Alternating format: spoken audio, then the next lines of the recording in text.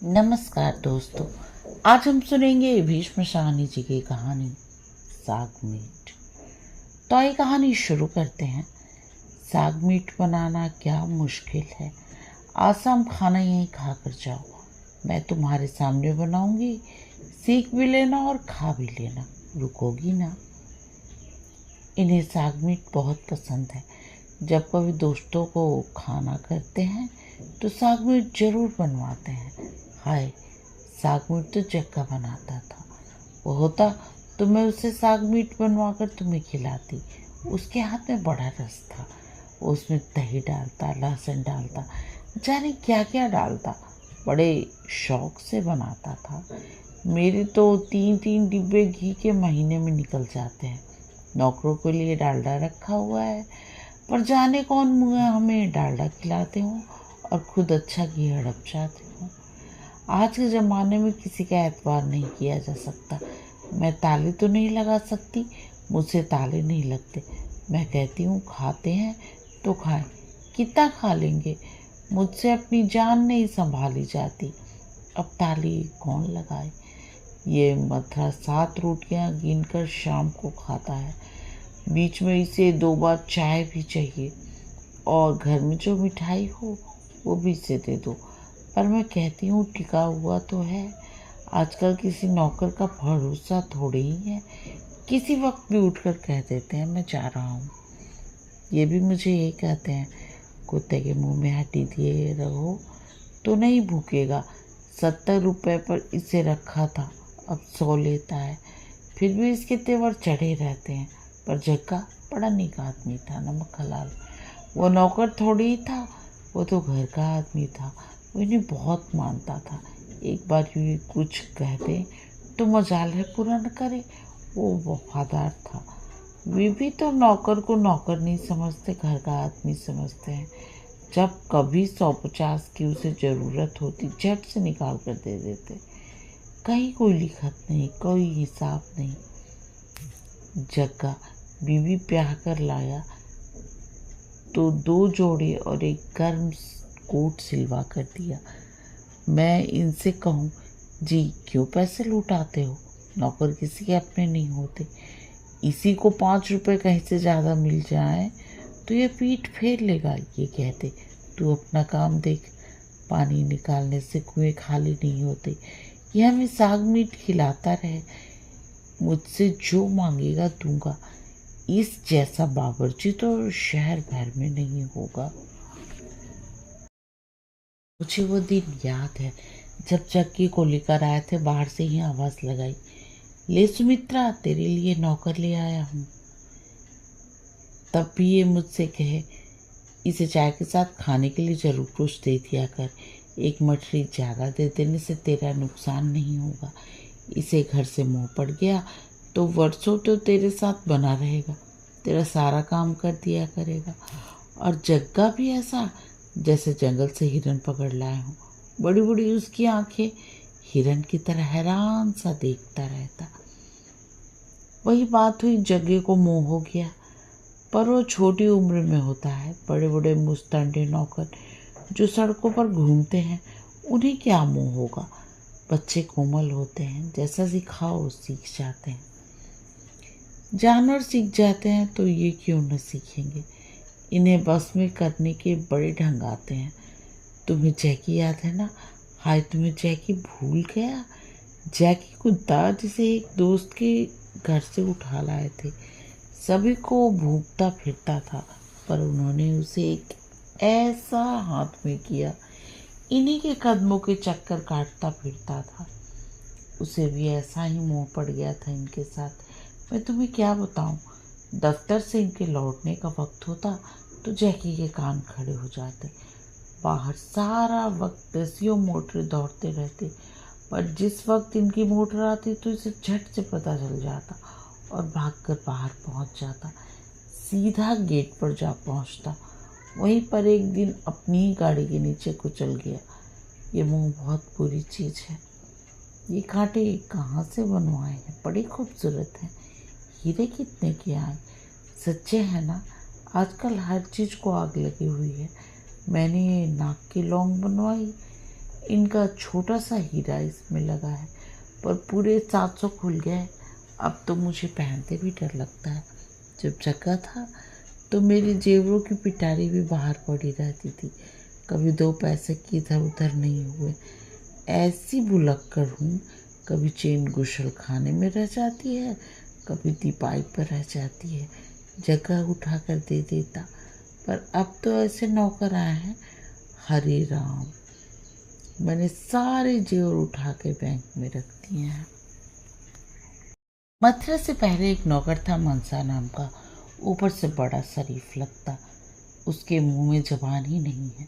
पर एक दिन मैं पिछवाड़े की तरफ से आ रही थी तो क्या देखती हूँ, मनसा छत पर खड़ा है और गले में खड़े आदमी को ऊपर से एक एक करके कपड़े फेंक रहा है। मुझे देखते ही दोनों चंपत हो गए। मनसा गली में कूद गया और वहीं से भाग गया। आजकल नौकर रखने का ज़माना नहीं है। मैं तो घर के बाहर भी जाऊँ तो डर लगा रहता है कि पीछे नौकर कहीं घर की सफाई ही न कर जाए।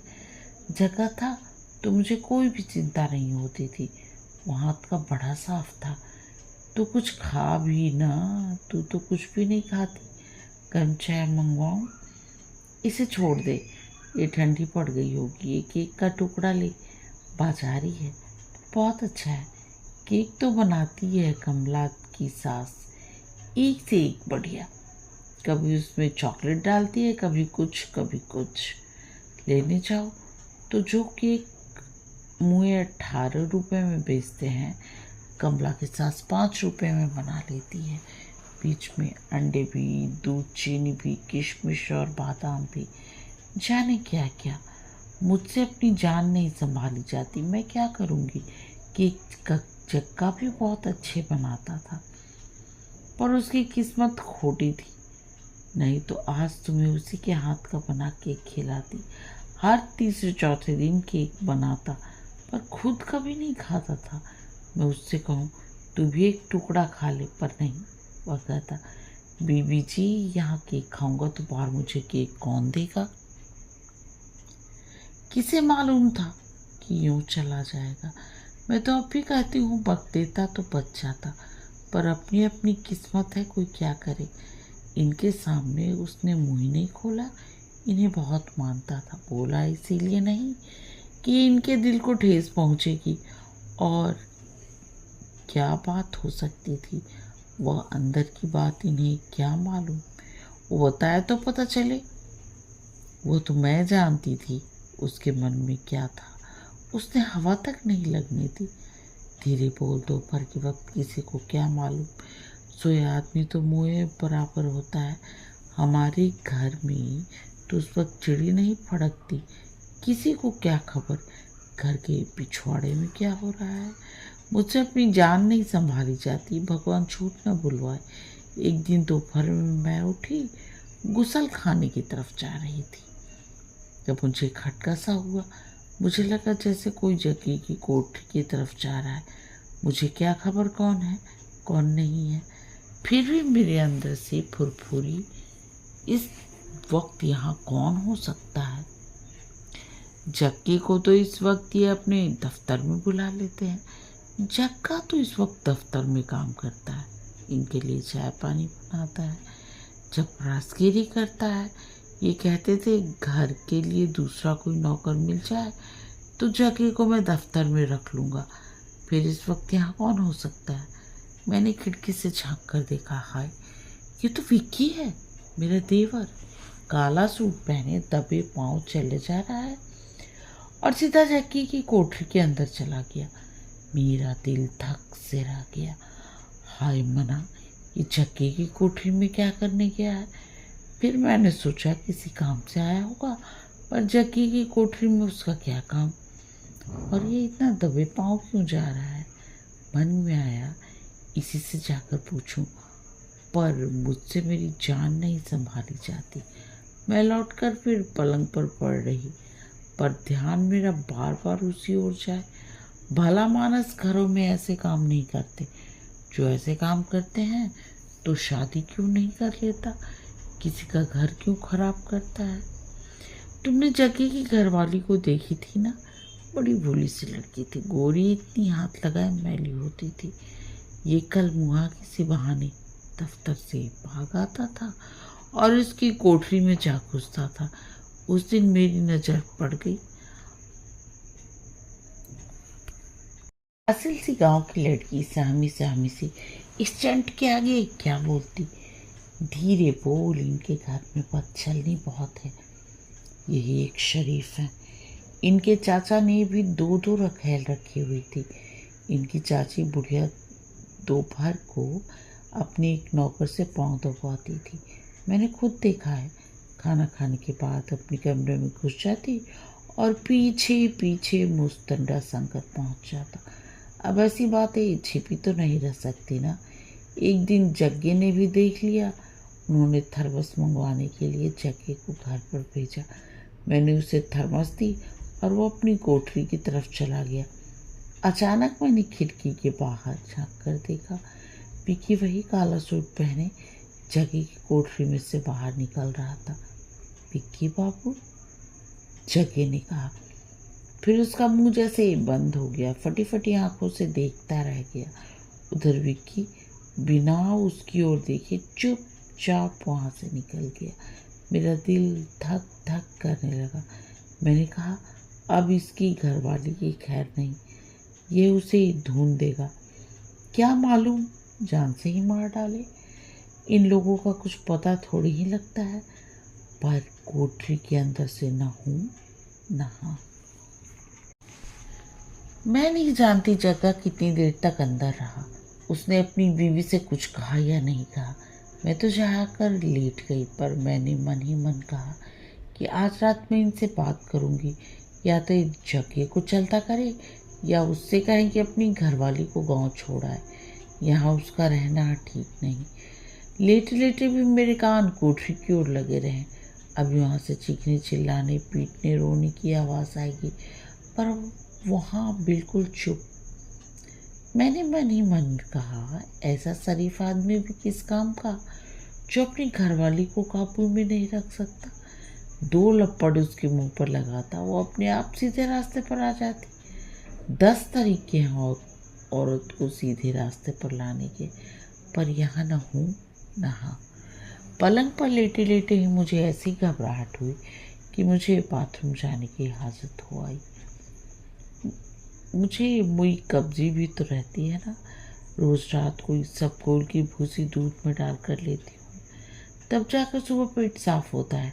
कभी कभी तो जान इतनी घबराती है कि क्या बताऊँ। एक बार पूरे 5 दिन तक कब्ज रही है। मजाक करते थे, कहते थे अब बाथरूम जाओगी तो बाथरूम साफ रखना मुश्किल हो जाएगा। हाय, अब तो हंसा भी नहीं जाता। हंसती हूँ तो सांस फूलने लगती है। मुझे बवासीर की शिकायत भी तो रहती है ना। यहाँ एक मुसीबत थोड़ी है, एक नहीं 20 दवाइयाँ खा चुकी हूँ। डॉक्टर कहते हैं चला फिरा करो। अब इस शरीर के साथ कौन चल फिर सकता है। थोड़ा सा भी चलूँ तो सांस फूलने लगती है। डॉक्टर कहता है मिठाई मत खाया करो, पर मुझसे हाथ ही नहीं रोका जाता। घर में 2-3 डिब्बे मिठाई के हर वक्त मौजूद रहते हैं, पर बर्फी का टुकड़ा मुंह में डालने की आदत की देर है कि पेट में गुड़गुड़ होने लगती है। डॉक्टर बार बार कहता है मिठाई खाना छोड़ दो, पर एक टुकड़ा भी मुंह में न डालूं तो फिर जंगलों में जा बैठूं। दुनिया से फिर क्या लेना है। मैं डॉक्टर से कहती हूँ, डॉक्टर जी मुझे बैठे बैठे ही ठीक कर दो। न मेरी मिठाई बंद करो, न मुझे घूमने को कहो। अगर मुझे सैर करके ही तंदुरुस्त होना है तो मुझे तुम्हारी क्या ज़रूरत है। जब आते हो 50-25 रुपए ले जाते हो। हम तुम्हें पैसे भी दें फिर भी तुम ठीक नहीं कर सको तो फिर फीस किस बात की लेते हो। हम पांडी मजदूर थोड़े ही हैं कि घूमते फिरें। मैंने डांट कर कहा तो डॉक्टर अपने आप सीधा हो गया, कहने लगा कोई बात नहीं, खाना खाने के बाद 2 बड़े चम्मच इस दवाई के पी लिया करें। मैंने कहा अब आया ना सीधे रास्ते, अब 2 चम्मच रोज पी लेती हूँ। डकार आनी तो बंद हो गई है, पर कोई बात इधर उधर की हो जाए तो मन घबराने लगे तो बाथरूम की हाजत होने लगती है। उस दिन क्लब में गई तो हरचरण की बीवी औरतों पर बड़ा रुआब काट रही थी। कह रही थी, मैं 7 गोलियां रोज खाती हूँ। मैंने सुना पर चुप रही। मैंने कहा, ये भी कोई एटने की बात है? भगवान अहंकार न भूलवाए, 15-15 गोलियां भी रोज खाई हैं, पर बाहर जाकर ढिंढोरा नहीं पीटा कि दवाई की 15 गोलियां रोज खाते हैं। डॉक्टर घर का पक्का रखा हुआ है, 300 रुपया बंधा बंधाए उसे हर महीने देते हैं। घर में कोई बीमार हो या नहीं हो, अभी भी खाने वाली मेज पर जाकर देखो, कुछ नहीं तो 10 दवाइयों की शीशियाँ वहाँ पर रखी होंगी। कुछ ताकत की गोलियाँ, कुछ हाजमे की और कुछ इस तरह की। जैकी को सब मालूम था कि कौन सी गोली मुझे किस तरह और किस वक्त खानी है। अपने आप लाकर दे दिया करता था। वो गया तो दवाइयों का सारा सिलसिला ही खराब हो गया। तुम कुछ लो ना, तुम तो कुछ भी नहीं खा रही हो। उस दिन जो शाम को ये घर आए तो आते ही कहने लगे, कहाँ है जग्गा? उससे कहो 5 आदमी रात को खाना खाने आएंगे। बढ़कर तरकारियाँ बनाए और साग मीट बनाए। जग्गा आया तो गुमसुम इनके सामने आकर खड़ा हो गया। चेहरा ऐसा पीला जैसे मुर्दों का होता है। इन्होंने बड़े लाड से पूछा, क्यों जग्गी, क्या बात है? इतना चुप क्यों है? क्या गांव से कोई बुरी खबर आई है? पर जग्गा चुप नहू नहा। इन्हें कहता भी तो क्या? इनसे कैसे कहता कि आपका भाई मेरी घरवाली से मुँह काला कर रहा है? कोई गैरत भी तो होती है। इनके आगे तो वो आंख उठाकर भी नहीं देखता था। पर इनकी तबीयत को तो तुम जानती हो, बिगड़ जाए तो सख्त बिगड़ते हैं, आगा पीछा नहीं देखते। और तो और मुझे तो नौकरों के सामने बेइज्जत कर देते हैं।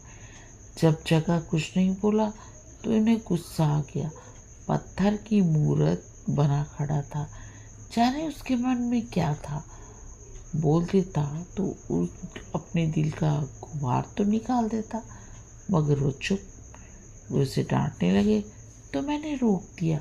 मैंने कहा, जी मेहमान आने वाले हैं, अभी सारा काम पड़ा है। जा जगह, तू रसोई घर में जा। वो उसी समय गुमसुम रसोई घर में चला गया। थोड़ी देर बाद भी रसोई घर में गई तो देखा जहाँ का तहाँ खड़ा है गुमसुम, रसोई घर के बीचों बीच पत्थर की मूरत जैसा। मैंने कहा, इसकी बुद्धि पथरा गई है, ये कोई काम नहीं कर पाएगा। मैं उन्हीं कदमों से लौट आई। मैंने इनसे कहा, जिसे तो कुछ हो गया है वो बोलता नहीं, मुझे तो डर लगता है। तुम बाहर से खाना मंगवा लो और इसे आज की छुट्टी दे दो। मैंने इनसे कहा तो ये खुद उठकर रसोई घर की ओर चले गए और बजाय उसे छुट्टी देने के उसे फटकारने लगे। मैं थर थर काँपने लगी। क्या मालूम जगे ने कोई छुरा नेफे में छिपा रखा हो। इन लोगों का क्या भरोसा। बच्चात बोलता क्यों नहीं? वे ऐसे चिल्लाएं जैसे मैंने इन्हें कभी चिल्लाते नहीं सुना। मेरा तो ऊपर की सांस ऊपर और नीचे की सांस नीचे हो गई। मैं करूँ तो क्या करूँ? मैं भागकर इनके पास गई। मैंने सोचा इन्हें खींचकर बाहर ले आऊँगी, पर इन्होंने मेरा हाथ झटक दिया। कमीने, मैं बार बार पूछ रहा हूँ, क्या बात है? तू बोलता क्यों नहीं? तेरी जबान घिसती है मुझे जवाब देने में। निकल जा यहाँ से, अभी चला जा, मेरी आंखों से दूर हो जा। और जग्गे को कान से पकड़कर रसोई घर के बाहर ले आए। मैं इन्हें समझाने लगी, कुछ ना कहो जी, घंटे 2 घंटे में मेहमान आने वाले हैं, अभी तक कुछ भी नहीं बना। वो चला जाएगा तो खाना कौन बनाएगा? जा जगह जा, तो रसोई घर में जा। और मैं इन्हें जैसे तैसे खींच लाई। रात को जब मेहमान चले गए, हाँ जी, बनाया जग्गे ने, सारा खाना बनाया, बड़ा अच्छा खाना बनाया, पर रहा गुमसुम, मुँह से एक लफ्ज़ नहीं बोला। खाना खाते खाते इनका दिल भी पसीज गया। मेहमानों के सामने ही उससे कहने लगे, जग जा, तेरी 10 रुपये तरक्की। राय साहब कहते हैं साग मीट बहुत अच्छा बना है। शाबाश, जा, तेरा कसूर माफ़ किया। ये देने पर आए तो मुंह मांगी मुराद पूरी करते हैं। इनका दिल तो समंदर है। रात को मुझसे नहीं रहा गया। मैंने कहा जी विक्की बड़ा हो गया है, अब उसकी शादी की फिक्र करो। तो कहने लगे तुम उसकी शादी की क्या पड़ी है, अभी उसकी उम्र ही क्या है, अभी तो उसके मुंह पर से दूध भी नहीं सूखा। मैंने कहा जी शादी नहीं करोगे तो खोटा तुड़ा है सांड की तरह जगह जगह मुंह मारेगा। मैंने गोल गोल शब्दों में कहा। पर विक्की से उन्हें बहुत प्यार है, इसे अपने बच्चे की तरह उन्होंने पाला है, उसकी बुराई ये नहीं सुन सकते। मैंने फिर से उनकी शादी की बात चलाई तो कहने लगे मार ले जितना मुंह मारना है, अभी उसकी उम्र ही क्या है, 2 दिन हंस खेल ले, ब्याह के बंधन में तो एक दिन बंध ही जाएगा। मैंने कहा जी जवान लड़का है, गलत रास्ते पर भी पड़ सकता है, उसका तो जितनी जल्दी हो ब्याह कर दो। इस पर कहने लगे अभी तो उससे पढ़ाई की पूरी जिम्मेदारी ही है, कुछ नहीं तो 30-40 हज़ार उसकी पढ़ाई पर खर्च कर चुका हूँ। उसकी शादी करूँ तो कम से कम ये रकम तो वसूल हो, और अभी तो बीए पास ही किया है। मर्द लोग बड़े समझदार होते हैं, इन्हें तो 10 बातों का ध्यान रहता है। अब मैं और आगे क्या कहती। मैंने इतना भर कहा आप उसके कान खींचते रहा कीजिए, जवानी बड़ी मस्तानी होती है। इस पर ये बिगड़ उठे। तुम्हें कुछ मालूम है क्या, बोलती क्यों नहीं हो। ये इतनी रुखाई से बोले कि मैं चुप हो गई। मैंने सोचा फिर कभी मौका मिलेगा तो बात करूंगी, इन्हें आराम से समझाऊंगी। पर मुझे क्या मालूम था कि दूसरे ही दिन गुल खिलने वाला है। दूसरे दिन सुबह यही 8 साढ़े 8 का वक्त होगा। मैं पिछले बरामदे में बैठी बाल सुखा रही थी, वहाँ धूप अच्छी पड़ती है। मैंने सोचा बाल सूख जाए तो इन्हें काला करूं। जग्गे की घरवाली बड़ी संवार कर मेरे बाल बनाती थी। मैंने सोचा बाल सूख जाए तो उसे बुला लूँगी। यही 8 साढ़े 8 का वक्त होगा। उसी वक्त फ्रंटियर मेल आती है। घर के पिछवाड़े थोड़ी दूर पर ही तो रेलवे लाइन है। अगर गाड़ियों को सिग्नल नहीं मिले तो यहीं पर रुक जाती हैं और धीरे धीरे आगे बढ़ती हैं। पर फ्रंटियर मेल यहाँ नहीं रुकती। यही एक गाड़ी है जो यहाँ खड़ी नहीं होती। जग्गे ने पहले से ही सब कुछ सोच रखा होगा। उधर से गाड़ी आई तो जग्गा अपनी कोठरी में से निकला। मैंने कहा जग्गे सुरिस्ता को मेरे पास भेज दे, पर मुझे लगा जैसे उसने सुना ही नहीं। वो भागकर पिछवाड़े की दीवार फांद गया और रेलवे लाइन की ढलान चढ़ने लगा। ये सब पलक मारते ही हो गया। उसने मुड़कर पीछे देखा भी नहीं। मेरी भी अकल मारी गई। मुझे सूझा ही नहीं कि वो क्यों भागा जा रहा है। मैंने सोचा किसी काम से जा रहा होगा। गाड़ी का तो मुझे ख्याल ही नहीं आया, वरना मैं उसे रोक नहीं देती। ढलान चढ़ने के बाद मैंने नहीं देखा वो कहाँ गया है, किस तरह गया है। झूठ क्यों बोलूं, शाम का वक्त है। बस फिर मुझे नज़र नहीं आया। मुझे तो खटका तब भी नहीं हुआ जब गाड़ी धम धम करती आई और कुछ ही देर बाद उसकी पहिए घिसटते रुक गई। पहिए घिसटने की आवाज़ आती है ना, जैसे किसी ने चेन खींची हो। पर मैंने ख्याल नहीं किया यहाँ रोज़ कितनी गाड़ियाँ रुकती हैं। मैंने सोचा किसी ने चेन खींची होगी। थोड़ी देर में माली भागा भागा आया, कहने लगा कोई हादसा हो गया है, और वो भी पिछवाड़े की दीवार फांद कर ढलान चढ़ने लगा। मुझे फिर भी शक नहीं हुआ।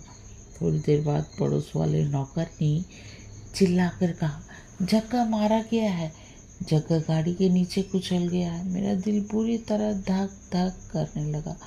उसके साथ उस थी ना, यह तो जैसे घर का आदमी था, कोई पराया थोड़े ही था। ये तो उसके साथ बेटे जैसे सलूक करते थे, वो भी नहीं बाप की तरह मानता था। यही चीज़ उसे अंदर ही अंदर खा गई। मैं तो अब भी कहती हूँ अगर जग्गा बोल पड़ता तो बच जाता। ये जरूर कोई ना कोई रास्ता ढूंढ निकालते। ये सब तरकीबें जानते हैं, बड़े समझदार हैं, पर वो बोला ही नहीं। वह दिन तो ऐसा बुरा बीता कि तुम्हें क्या बताऊं। बार बार टेलीफोन आए, 3 बार तो पुलिस का इंस्पेक्टर आया, बार बार इन्हें बुलाता, बार बार कोठरी में झांक कर देखता। अंदर बैठी थी वह कुलक्षणी। मौका देखने के बहाने इंस्पेक्टर बार बार अंदर जाए। मर्द तो भेड़ियों की तरह औरत को घूरते हैं ना, और वो अंदर बेहोश पड़ी थी। उसे बार बार कष्ट आ रहे थे। अब मैं किस काम की, मुझसे अपनी जान नहीं संभाली जाती। तो एक बार मन में आया कि जाऊं, सुरस्ता को दिखाऊं, पर इन्होंने मना कर दिया। ये कहने लगे, फौजदारी का मामला है, उससे दूर ही रहो। जब तक पुलिस अपनी कार्रवाई न कर ले, कोठरी में कदम मत रखना। मर्द समझदार होते हैं ना, उन्होंने दुनिया देखी होती है। पुलिस ने इनसे पूछा तो इन्होंने कहा, पिछले 10 दिनों से ही पगलाया पगलाया लग रहा था। मियाँ बीवी के आपस में कोई बात हुई हो तो हम नहीं जानते।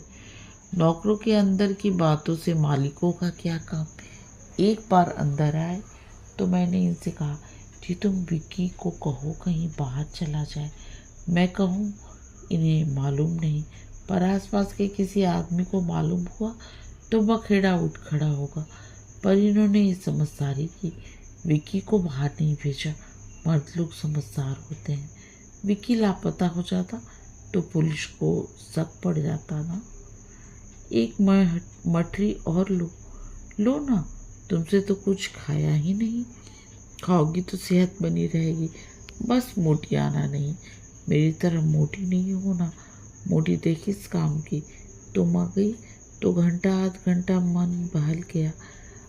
कभी कभी आ जाया करो ना, तुम दूर तो नहीं रहती हो। कहो तो मोटर भेज दिया करो। अकेले में तो घर भाई भाई करता है। ये तो दफ्तर से आते हैं तो सीधे ब्रिज खेलने चले जाते हैं। जब तक 3-4 घंटे ब्रिज न खेल ले, इन्हें चैन नहीं मिलता। ये ताश तो मेरी सौत बन गई है। इस घर में जब से ब्याही आई हूँ, ये मेरा पीछा नहीं छोड़ती। रोज शाम को इन्हें उड़ा ले जाती है। हाय, अब तो हंस भी नहीं सकती। हंसती हूँ तो सांस फूलने लगता है। छाती में सौ होती है।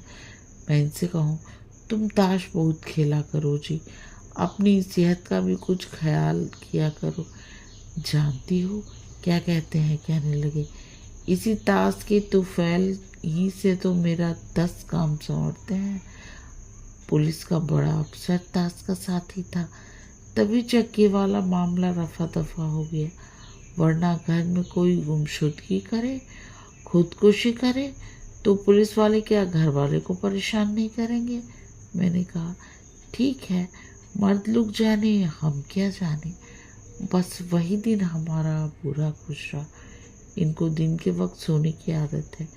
थोड़ा सुना न ले तो बदन भारी भारी महसूस करने लगता है, पर कोई सोने दे तो उस दिन वो भी नहीं हुआ।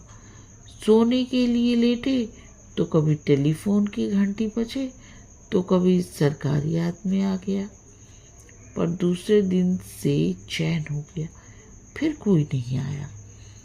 जब मामला रफा दफा हो गया तो एक दिन मैंने विक्की की सारी करतूत इन्हें बता दी। ये कहने लगे, मुझे तो पहले दिन से मालूम था। मैं हकी बकी इनके मुंह की ओर देखने लगी। जवानी में सभी बेवकूफ़ियाँ करते हैं। उसने कर ली तो क्या हुआ। मैंने कहा, जी विक्की को समझा तो दिया होता। कहने लगे, कोई बेसवा के पास तो नहीं गया, कोई बीमारी तो नहीं ले आया। हो गई बात जो होनी थी, आगे के लिए से खुद कान हो जाएंगे। मैंने कहा, जी पर बात तो अच्छी नहीं थी ना। ऐसा विक्की को करना तो नहीं चाहिए था ना। विक्की ने ऐसा नहीं किया होता तो जगह जान पर भी नहीं खेल जाता ना। तो कहने लगे, तुम क्या चाहती हो, भाई को पुलिस को दे देता। पर जी उसने जुर्म तो बहुत बड़ा किया ना। ये और भी बिगड़ उठे। उसका जुर्म देखता या उसकी जान बचाता। तुम क्या चाहती हो, उसे काल कोठरी में भिजवा देता। फिर थोड़े देर बाद धीमे से बोले, मुझे समझाने लगे, अव्वल तो कौन जाने भी कि अपने आप अंदर गया था या जग्गे की घरवाली उसे इशारे करती रही थी। ताली एक हाथ से तो नहीं बजती और बढ़ावा देती है, तभी मर्द भागता है। लड़की इशारा भी कर दे तो आदमी बोला जाता है। कोठरी के बाहर पर्दा लगा रहता है। क्या मालूम पर्दे की ओर से उसे इशारा करती रही हो। औरत खुद न चाहती तो क्या मजाल थी कि विकी उसके कमरे में जाता। ऐसी कोई किसी के कमरे में घुस जाता है क्या? इतनी ही शरीफ जादी थी तो अंदर से कमरा बंद करके क्यों नहीं बैठती थी? अंदर से साकर लगा के बैठती। तेरा मर्द बाहर काम पर गया है, तू कोठरी में अकेली है, तू अंदर से कोठरी बंद करके बैठ। दरवाज़ा खोलकर बैठने का तेरा क्या मतलब है? दिन के वक्त तेरे पास आ सकती थी, उसे किसी ने मना किया था? मैं सुनती रही। मैं भी सोचूं किसी के दिल की कौन जानता है। लड़की के दिल में चोर था या विकी के दिल में, भगवान जाने। आखिर में जी इन्होंने सारा मामला संभाल लिया। इनसे सब संतुष्ट हो गए। इन्हें भगवान ने ऐसी समझदारी दी है, इनकी कोई कसम तक नहीं खाता। सभी इनके सामने हाथ जोड़ते हैं, जल्दी घबरा नहीं जाते ना। यही इनकी सबसे बड़ी खूबी है। कोई दूसरा होता तो घबरा जाता। जग्गे का भाई गांव से आया, बहुत रोया धोया। उसे इन्होंने 200 रुपये निकाल कर दे दिए। जग्गे की घरवाली का बाप आया, उसे भी इन्होंने पैसे दिए। मैंने इनसे कहा, जी मामला रफा दफा हो गया है, अभी हमारे क्या लगते हैं, तुम पैसे लुटा रहे हो। पर नहीं, ये कहने लगे, जग्गे ने 10 साल तक हमारी सेवा की है, हाँ, इसे हम कैसे भूल सकते हैं। कहने लगे, 150 दे दो तो गरीब का मुंह बंद हो जाता है।